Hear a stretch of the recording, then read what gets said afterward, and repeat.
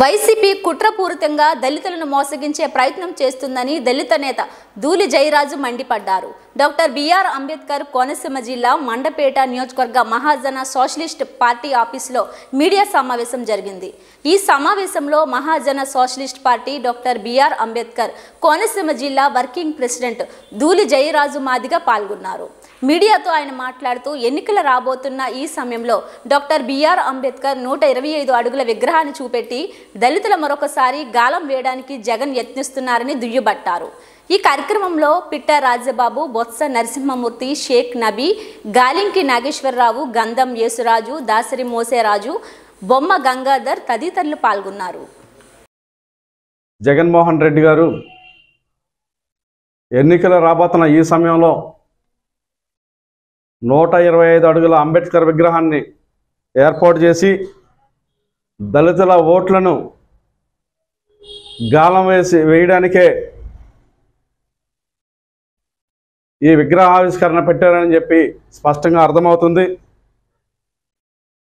ఓ జగన్మోహన్ రెడ్డి గారు, భారత రాజ్యాంగాన్ని అమలు చేయని మీకు భారత రాజ్యాంగాన్ని రాసిన బాబాసాహెబ్ అంబేద్కర్ విగ్రహ ఆవిష్కరణని చేయడానికి అర్హత లేదని చెప్పి మేము అంటున్నాం. అదే సమయంలో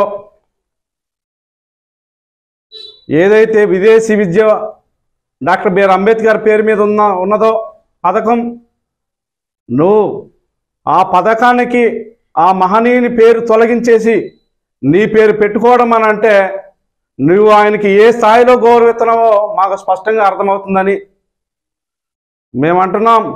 దళితులకి నీ గవర్నమెంట్లో రక్షణ లేదు. మాపై దాడులు, మాపై హత్యలు, హత్యాకాండలు, అత్యాచారాలు జరుగుతున్నాయని అంటే అది నీ వైసీపీ పార్టీ అగ్రవర్ణ నాయకుల నుంచే మాకు జరుగుతున్నాయని దళితుల మీద. దాన్ని ఎంత దాకా పోయింది అని అంటే నీ ఎమ్మెల్సీ అనంతబాబు ఈ జిల్లాలోనే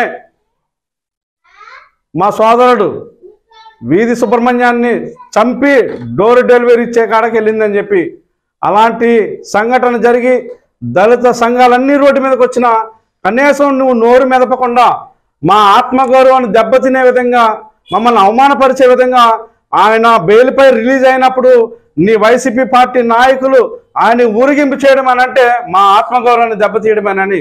ఇంతకన్నా అవమానం మా దళితులకు ఏం కావాలని అడుగుతున్నాం. ఈ రాష్ట్రంలో డాక్టర్ సుధాకర్ గారు, మాస్ గడిగిన సుధాకర్ గారు నుంచి మొదలుకుంటే పోలీస్ స్టేషన్లోనే శిరోమణి చేయించిన చరిత్ర మా రామకృష్ణకి ఈ రాష్ట్రంలో ఉందని, వెటర్నరీ డాక్టర్ అచ్చన్న అన్యాయంగా చంపబడిన మా దళిత ఆఫీసర్ ఈ రాష్ట్రంలోనే జరిగిందని, మాకు రక్షణ లేదని ఎందుకంటున్నామంటే మాకు రక్షణ కోసంగా ఉన్న చట్టం ఏదైనా ఉన్నదంటే అది SC/ST చట్టం. నీ ప్రభుత్వం వచ్చిన తర్వాతే ఆ SC/ST చట్టానికి తూట్లు పొడిచామని మేము ఎందుకంటున్నామంటే 41 CRPC ఇచ్చేసి స్టేషన్ బెయిల్ ఇచ్చే దుస్థితికి మా చట్టాన్ని తీసుకొచ్చిన చరిత్ర ఏ ముఖ్యమంత్రి కన్నా ఉన్నదంటే అది జగన్మోహన్ రెడ్డికి అని. అదేవిధంగా ఈ సమాజంలో దళితులు స్వతంత్ర వెన్నుముకతో నిలబడాలని అంటే ఆర్థిక పరిపుష్టి ఉండాలి.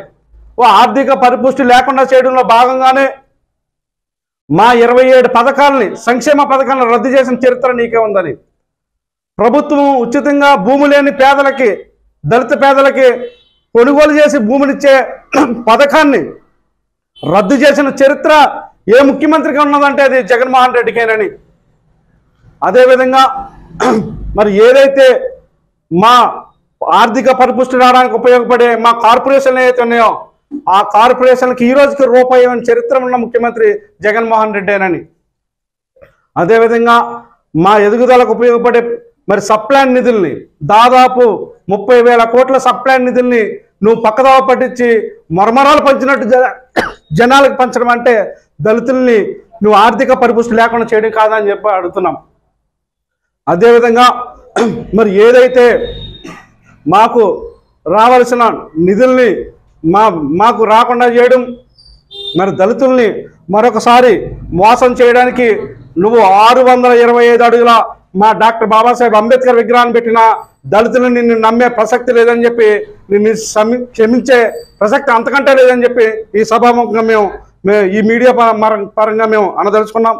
మరి ఏదైతే మా మా పిల్లలకి బెస్ట్ స్కూల్ పథకం ద్వారా న్యాయమైన విద్యని అందుతున్న సమయంలో 16 నెలలు కాకుండానే నువ్వు అధికారంలోకి వచ్చిన వెంటనే నువ్వు బెస్ట్ స్కూల్స్ ఆ పథకాన్ని ఎత్తేసి మా పిల్లల్ని ఫీజు కట్టాలని చెప్పి మా మీద పెనుభారం మోపిన చరిత్ర నీకు ఉందని చెప్పి ఇన్ని విధాలుగా ఇప్పటికీ మా కోడికత్తి సీనికి బెయిల్ రాకుండా 5 సంవత్సరాల నుంచి అడ్డుకున్న చరిత్ర ఎవరికైనా ఉన్నదంటే అది మీకేనని ఈ స్థాయిలో దళితులకి అన్ని రకాలుగా నష్టం చేకూరుతూ మాకు ఎక్కడా కూడా నీ వలన ఉపయోగం లేకుండా ఉన్న నీకు మరలా నిన్ను తెచ్చుకునే పరిస్థితి మాకు లేదని చెప్పి మరి మేము తెలియజేస్తూ నీ డ్రామాలని నువ్వు వేసిన ఈ గాలం ఏదైతే ఉందో 125 అడుగుల బాబాసాహెబ్ అంబేద్కర్ గాలం ఏదైతే ఉందో ఆ గాలంలో నీ భ్రమల్లో కొట్టుకెళ్ళడానికి పెట్టిన భ్రమల్లో దళితులు కొట్టుకెళ్ళడానికి సిద్ధంగా లేరని నీ అన్ని కోణాల్లో నిన్ను గమనిస్తూనే ఉన్నారని నువ్వు చేస్తున్న అన్యాయాన్ని గమనిస్తూనే ఉన్నారని రేపు రాబోయే కాలంలో రాజకీయ శిక్ష వేయడానికి దళితులు సిద్ధంగా ఉన్నారని సభాముఖంగా తెలియజేస్తున్నాను.